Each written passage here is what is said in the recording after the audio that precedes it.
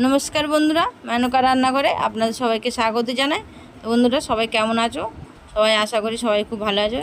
তো আমি আজকে নতুন একটা রেসিপি নিয়ে চলেছি, এগ ফিঙ্গার। তো কীভাবে আমি বানাচ্ছি রেসিপিটা আপনাদের সঙ্গে শেয়ার করছি। চলুন বন্ধুরা, আমি বানিয়ে দেখাই। তো আমি এখানে ধনেপাতা কুচিয়ে নিয়েছি, দুটো ডিম নিয়েছি, সিদ্ধ করে রেখেছি, আলু নিয়েছি, আলু আর ডিমটা সিদ্ধ করে রেখেছি। আর এখানে পেঁয়াজ কুচিয়ে নিয়েছি। ডিমগুলোকে এইভাবে কেটে নেব, যাতে ভালোভাবে মিক্সড হয়ে যায় আলুর সঙ্গে। দেন এইভাবে সব পুরোটা আমি কেটে নিচ্ছি, কুচিয়ে নিচ্ছি। একটা থালার মধ্যে ঢেলে নিলাম। এবার আলু দুটোকে মেখে নেব।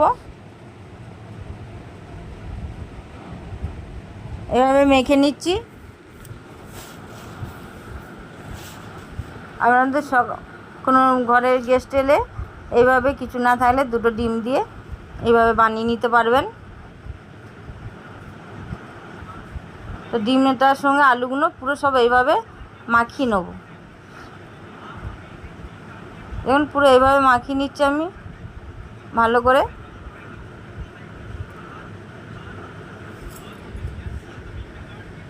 এটা খেতে খুবই ভালো লাগে বিকেলবেলা জলখাবারের জন্যে। তো আমি এরপর থেকে নুন দিয়ে দিলাম স্বাদ মতন, দিয়ে আবার একবার মেখে নিলাম।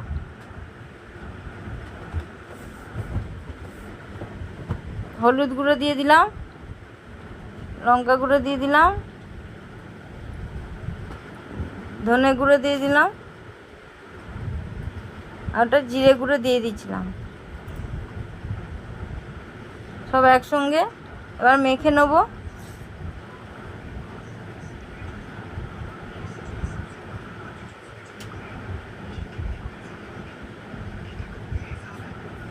চিকেন মশলা দিয়ে দিলাম একটু, দিয়ে এবার একসঙ্গে সব মেখে দেবো ভালো করে। এভাবে মাখিয়ে নিচ্ছি মশলাটার সঙ্গে আলুটা। খুব সুন্দর একটা সেন্ট ওঠে। দেখুন এইভাবে মাখিয়ে নিচ্ছে হাত দিয়ে, যাতে সব জায়গায় মশলাটা লেগে যায় আলুটার সঙ্গে।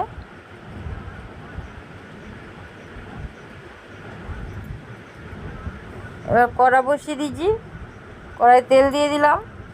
বেশি তেল দেবো না, সামান্য তেল দিয়ে দিলাম। কড়াটা গরম হতে দেবো তেলটা।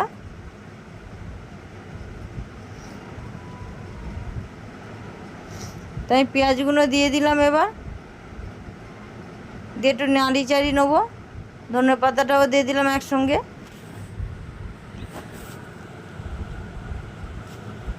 একটু আদা রসুনের পেস্ট দিয়ে দিলাম সামান্য, আপনারা চাইলে কুচিয়ে দিতে পারেন। তো দিয়ে এইভাবে ভালো করে এটাকে ভেজে নিচ্ছে, একটু হালকা করে ভেজে নেবো, একদম গ্যাস কমিয়ে। এবার আলু মাখাটা দিয়ে দিলাম, দিয়ে ভালো করে নাড়াচাড়া করে একটু কষে নেব।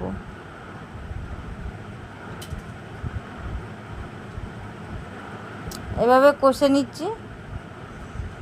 দেখুন এবার হয়ে গেছে। তো আমি নামিয়ে নিলাম, একটু ঠান্ডা হওয়ার জন্য রেখে দেবো।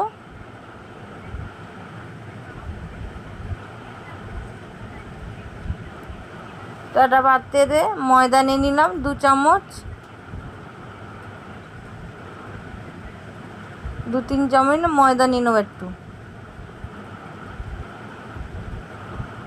গোলমরিচের গুঁড়ো নিয়ে নিচ্ছি,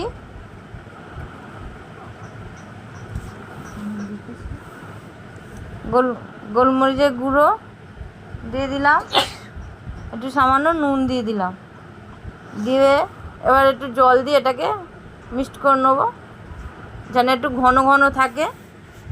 খুব বেশি পাতলা হবে না, ঘনও হবে না। এভাবে জল দিয়ে এটাকে মেখে নেব।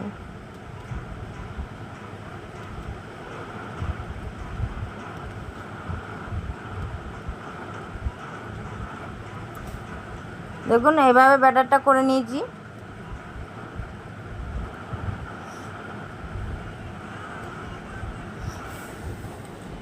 তো এইভাবে করে নিলাম ব্যাটারটা। এখানে বিস্কুটের গুঁড়ো নিয়ে নিয়েছি। তো আলুটাকে ঠান্ডা হয়ে গেছে, তো আমি এইভাবে হাতের সাহায্যে একটা আকার দিয়ে দিলাম, লম্বা লম্বা করে আকার দিয়ে দিলাম, ফিশ ফিঙ্গার এর মতন করে নিলাম। নিয়ে এইভাবে ব্যাটারটার মধ্যে একবার দিয়ে দেবো।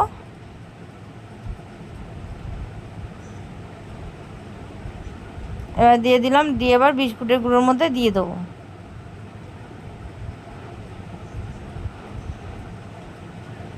দিয়ে এবার তুলে রাখবো।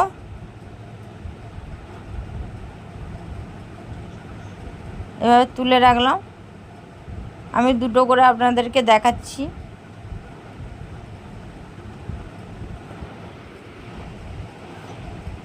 দেখুন এইভাবে করে নিতে হবে।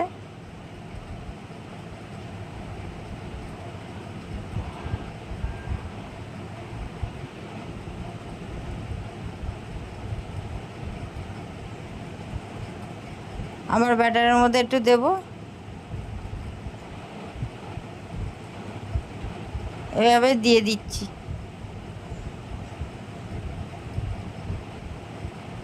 দিয়ে আবার তুলে বিস্কুটের গুঁড়োর মধ্যে দিয়ে দেবো।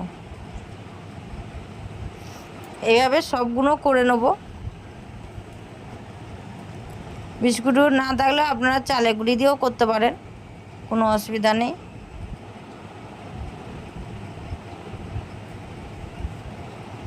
তো এইভাবে দেখুন আমি করে নিচ্ছি, সবগুলো করে নিলাম। তো তেল দিয়ে দিয়েছি কড়াতে, তেল গরম হতে দেবো, খুব বেশি গরম হবে না, হালকা গরমে ঢাল ছেড়ে দিতে হবে। একদম কম আঁচ করে রেখে দিয়েছি, বেশি আঁচে দিলে সঙ্গে সঙ্গে খুলে যাবে, এগুলো ফেটে যাবে।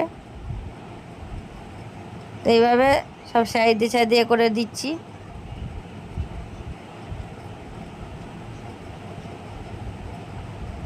কম আছে এগুলোকে হতে দেবো। তো দেখুন বন্ধুরা কেমন লাল লাল হয়ে এসছে। এবার আমি তুলে নিচ্ছি।